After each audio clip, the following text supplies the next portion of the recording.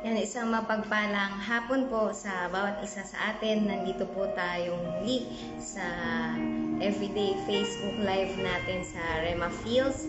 At kagaya po ng nabanggit ni Pastora Dayan na meron po tayong bagong topic for this week. At ito nga yung 10 daily duties of Christians. So yung number 1 nga po, pray.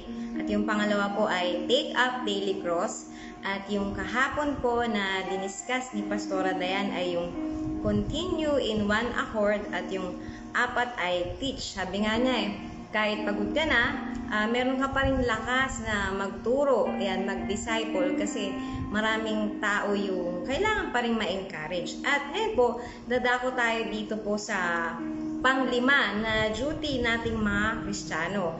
At ito po ay to win souls, or kagaya ng programa po ng ating simbahan ay ang soul winning.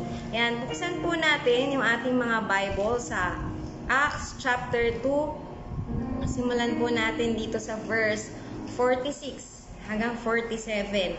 Ang sabi dito, at araw-araw habang sila'y magkakasama sa templo, sila'y nagpuputol-putol ng tinapay sa bahay-bahay at nagsasalo-salo na may galak at tapat na puso, na nagpupuri sa Diyos at nagtatamo ng lugod sa lahat ng tao. At idinaragdag sa kanila ng Panginoon araw-araw ang mga naliligtas. So, dito din po sa Acts din po, sa Book of Acts, sa chapter 16, verse 5. Ang sabi naman po niya dito, at sa kanilang paglalakbay sa mga bayan-bayan, kanilang dinadala sa kanila ang mga utos na napagpasiyahan ng mga apostol at ng matatanda sa Jerusalem. Kaya't ang mga iglesia ay lumakas sa pananampalataya at nadadagdagan ng kanilang bilang araw-araw. So, kanina po dun sa verse sa Acts chapter 2 verse 47, ang sabi nga po, dinaragdag sa kanila ng Panginoon araw-araw ang mga naliligtas. Dito naman sa Acts 16, at nadadagdagan ng kanilang bilang araw-araw. So tayo po bilang mga Kristiyano, kung tayo man po ay estudyante, empleyado, magulang, apo, anak, ano man po yung ating mga katayuan sa pamilya, or ano man po tayo, bilang Kristiyano, tayo po ay tinawag na kumayo o mag-win ng mga kaluluwa. At kung yan po ay everyday na duty natin, maaaring sabihin natin, di man po tayo kagaya ng mga worker na everyday na may certain schedule na susundan para makapag-soul win. Kahit po tayo estudyante o mga empleyado or ano man po tayo, meron tayong mga taong nilalapit sa atin ng Diyos para ma-sharean po natin.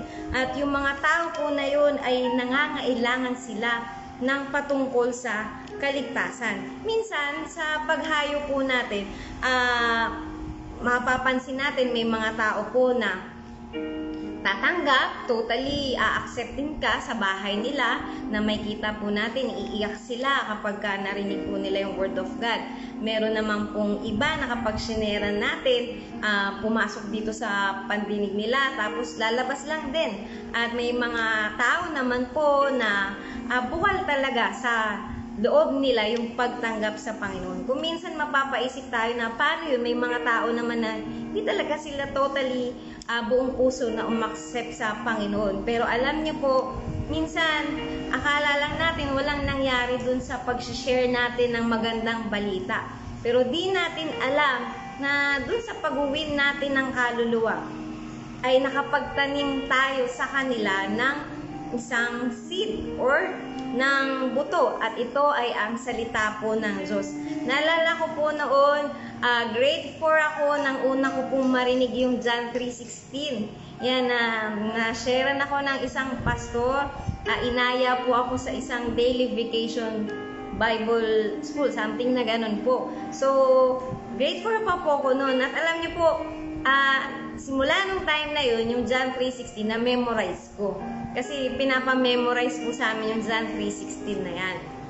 At everyday yun for 1 week ay itinuturuan po kami. At alam niyo po, nung ako yung na-born again, 4th year college na po ako. Isipin niyo po, ang tagal ng duration. Grade 4 ko, unang narinig yung John 3:16, pero talagang nabuo siya, ano na nga po, sobrang tagal nung span. Inabot pa ako ng 4th year college nung ako'y totally na born again na. At alam niyo po, kaya nga kung minsan iisipin natin, akala lang natin, walang nangyari dun sa tinanim nating word of God dun sa mga tao na yun. Kaya nga, tayo po ay mamamalakaya ng mga tao. At dahilan dun sa pag-win natin ng soul, ang sabi nga, kagaya po ng ginagawa ng Panginoon, sabi, idinaragdag ito sa atin. Hindi po tayong mga tao ang magdadagdag, kundi mismo ang Panginoon ang magdadagdag sa atin. Ang sabi nga dito, araw-araw ay nadadagdagan sila. At tayo, duty natin, tungkulin natin na ibahagi ang salita ng Diyos, at ang trabaho ng Diyos ay baguhin ang puso ng tao. Maring sa paningin man natin, parang walang nangyari, pero di natin alam, dahil landun sa naitanim na bunga sa kanila, darating ang time, may aanihin ko. Maring minsan hindi ikaw yung mag-aani, may ibang tao, or sabihin natin magpapatuloy sila sa ibang gawain, pero ang mahalaga ay nagawa natin yung trabaho natin bilang mga Kristiyano. Ito yung mag-win ng mga kaluluwa. Kahapon po, nung humayo kami, meron kaming napunta isang lugar doon. Sabi po sa kasama ko, dito yung bahay ng guardian ng dalawang kabataang uma-attend po dito. So actually, matagal na po namin gusto talagang ma-meet yung guardian na yun. Kasi po nung nag-camp yung mga bata, gusto po namin silang ipaalam doon sa guardian nila. Kumbaga, yun po ay teacher nila at kinupkup sila para gawing scholar. So in return, para mapag-aral sila, tumutulong sila dun sa gawaing bahay. So sabi namin, gusto namin ma-meet talaga yung tao na yun. And kahapon po, nung paghayo namin, kasi po yung buong bahay na yun, actually nahati po siya parang 2 o 3 bahay at di namin alam kung saan po dun. Ngayon, nung pagkatok po namin, ang sabi nung may sumagot po, actually sinungitan niya kami, sabi niya mag-almusal pa ako. Yan, alam niyo po, nagbitaw na kami ng excuses na lumapit na po tayo sa habang panahon, may panahon pa, huwag po natin ipagyabang yung araw ng bukas. Kasi sabi niya, mag-almusal pa ako. Ang sungit po niya. At nung pagilid na po kami dun sa bahay niya, sumilip siya ulit, sabi niya, o bakit nandiyan kayo sa labas? Meron ba nagsishare ng word of God nasa labas? Pasok kayo dito. Alam niyo po yung sabi ko, parang ang sungit nito. At alam niyo, upo kayo dyan. Eh, nung pinaupo po kami, sabi niya, sige, bago kayo mag-share, ako muna. At alam niyo po, binahagi niya yung magandang ginawa ng Diyos sa kanya. At alam niyo po, nalaman namin na yung tao po na yun, na nasolve na namin kahapon, yun po pala yung guardian, yun po yung kumukup doon sa dalawang kabataan dito na nagpaaral sa kanila. Nasabi namin, kayo po pala yun, gusto namin kayong matagal nang makilala kasi noon pa po namin sinasabi doon sa dalawang kabataan na yun na what if magkaroon kami ng Bible study dun sa bahay nila? Kaya lang po, dahil nga po sila ay namamasukan po dun, nahihiya po sila dun sa teacher po na yun na kumukup sa kanila. At nakakatuwa po kasi itong teacher po na to na nasolve na namin kahapon, ang sabi nga niya, sa susunod, sabi niya, punta kayo ulit dito, mag-schedule tayo na pag-usapan natin ang word of God. Ayan, nagkukwento siyang gano'n. At nakakatuwa po kasi sabi namin, mabuti na lang pala kasi every time po kasi nasusolve na namin yung lugar na yun, actually yung gate na yun, yung mga bahay na yun, laging tumatanggi.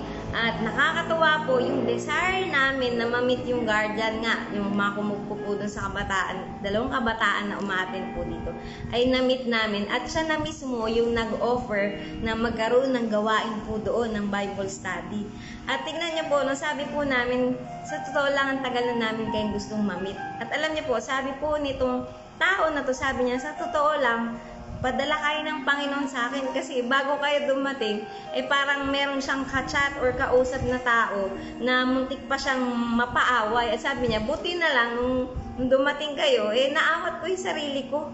So sabi niya, at saka sabi niya, habang nagkukwento po siya sa amin, na-remind sa kanya yung himalang ginawa ng Lord sa kanya dahil inoperahan siya sa utak. At alam niyo po, it so happened na kahapon po, yun yung 2nd anniversary na siya'y inoperahan at maayos pa din po siya at malakas na malakas. Sabi namin, June 4 po kayo inoperahan, June 4 po ngayon, sabi namin sa kanya kahapon.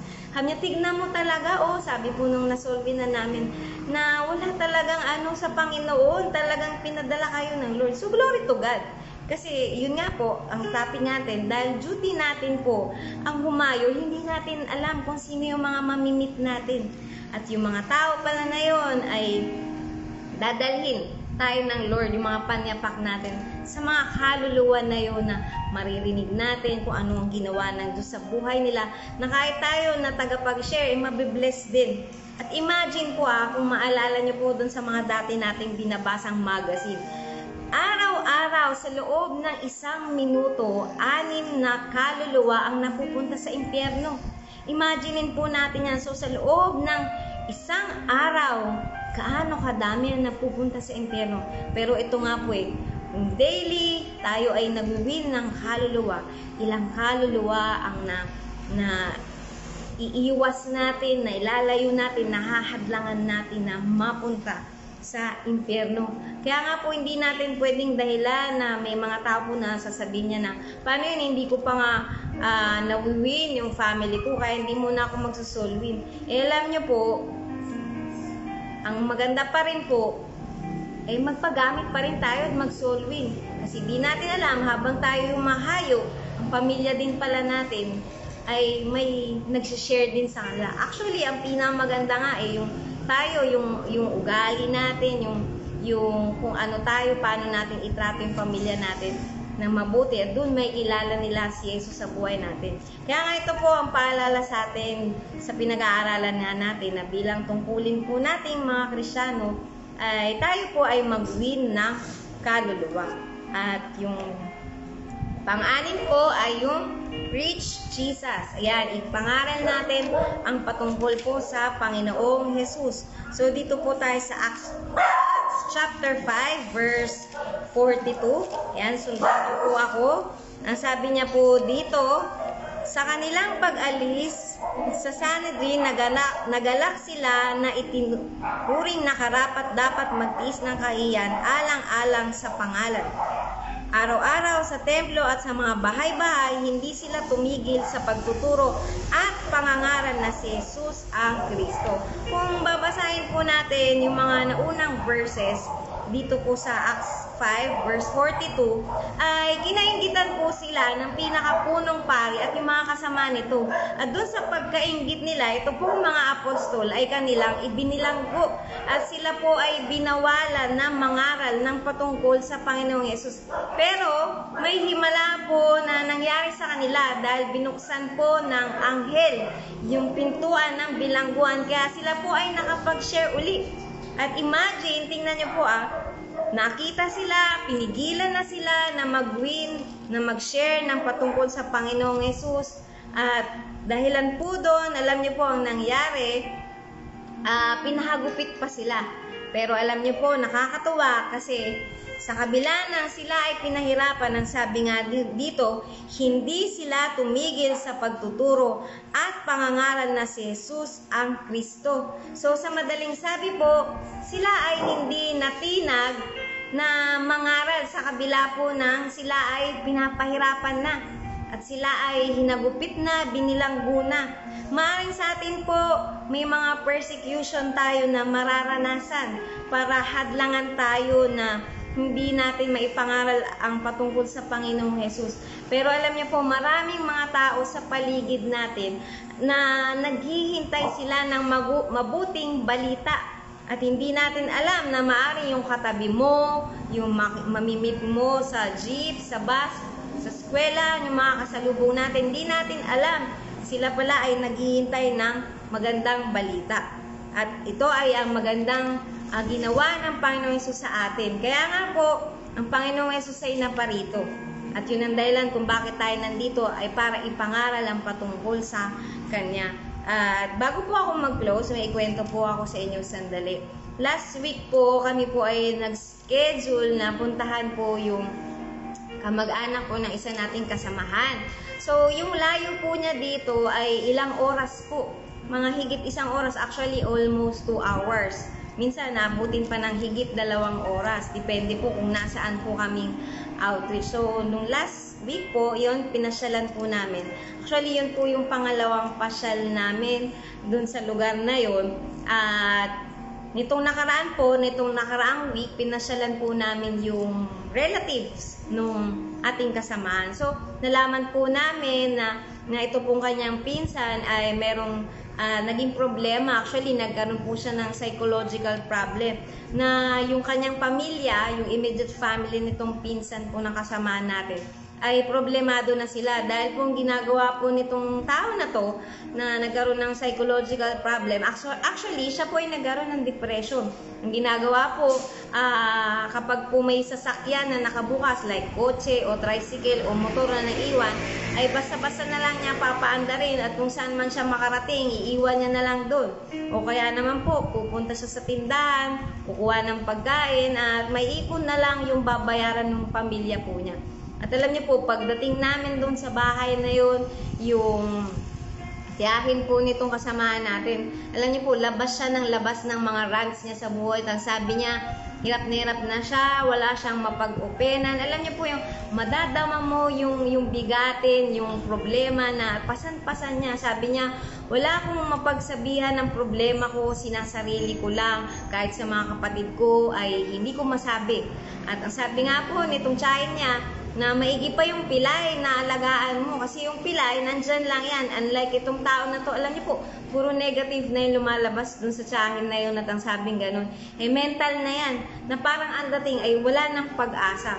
Ngayon, alam niyo po, nag-usap po kami ng aking kasama. Sabi ko ganun, una sa lahat, sabi namin ganun, kailangan ma-share natin sa kanya na sa Panginoong Hesus, may pag-asa at ang Diyos natin ay nagmamalasakit. At pangalawa, sabi kong ganun ay kailangan ma-break natin yung lumalabas sa bibig nila na negative. Ayan. At alam nyo po, nung una, hesitant sila kasi naiya sila na humarap sa amin. Gawa nga po ng may mga problema silang pinagdaraanan. Pero alam nyo po, nung bandang hapon na, alam nyo po, nakapag-share po kaming ganoon. At habang nag-share kami, shinare namin yung patungkol po kay Jairus. Ayun, yung tatay po. Dito sa Biblia na yung kung saan yung anak niya ay agaw buhay na. Shinare po namin yung sa kanya habang kaharap po namin yung pinsan niya na may depression. At alam niyo po, at pagkayari po namin silang sharean at pinag-pray po namin silang ganun. Itong tiyahin po na to, iyak siya ng iyak. At sabi nga po nitong ating kasama na sa unang pagkakataon ay doon lang niya nakitang umiyak yung tiyahin niya. At alam niyo po, uri ng Panginoon, paiksin ko po yung kwento, na natapos po yung aming gawain, yung simpleng Bible study namin doon na umuwi kami na nakita namin nagdulot ito ng panibagong lakas at pag-asa doon sa pamilya na yun. At yung pinsan din po niya na may depression ay pinag-pray din po namin. Kasi alam niyo po, ayaw nilang humarap sa amin dahil nahiya sila dahil baka saktan po kami nung pinsan na may depression. Pero alam niyo po, nung time na yun, ay maayos po siyang kausap. Ngayon, ang sabi ko nga po, kung meron siyang depression, eh maganda, mas iparamdam po yung pagmamahal dun sa tao na yun.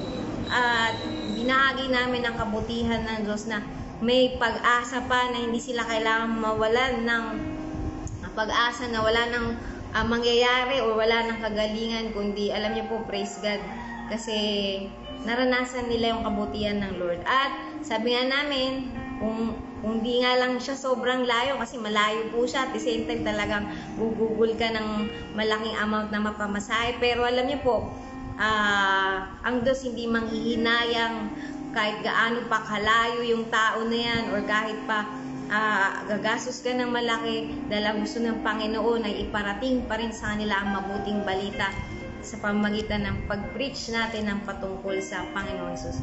So ito yung ating tungkulin bilang Kristiyano na maganda ay matupad po natin, magawa natin. Amen po. So sige po, tayo pong lahat ay yumuko po at manalangin. Ama, sa pangalan ng Panginoong Hesus, salamat po sa hapon na ito na muli niremind mo kami ng kahalagahan at yung tungkulin namin bilang Kristiyano. Kaya mo, Panginoon, na marami pa kaming kaluluwa na masharean, maibahagi namin ang kung anong ginawa mo sa krus ng Kalbaryo, ang kabutihan mo, Panginoon, nang sila mismo ay makaranas ng kalakasan, ng sigla, at ng pag-asa, Panginoon. Lord, salamat sa lahat ng ginagawa mo at sa mensahe mo sa hapon ito. Pinupuri ka namin, pinapasalamatan sa pangalan ng Panginoong Jesus. Amen. So, yun po. Yan, last na lang. Sabi nga dito sa Proverbs 11:30, sabi niya, the one who wins soul is wise. So, yun po, ang pag-share natin, ang pag-win natin ng kaluluwa, ay ito ay nagpapakita or ito ay magiging magbibigay sa iyo ng kaalaman at nagpapakita na ikaw ay may wisdom. Amen po. So, yun, muli po. God bless you po at ingat po tayo lahat.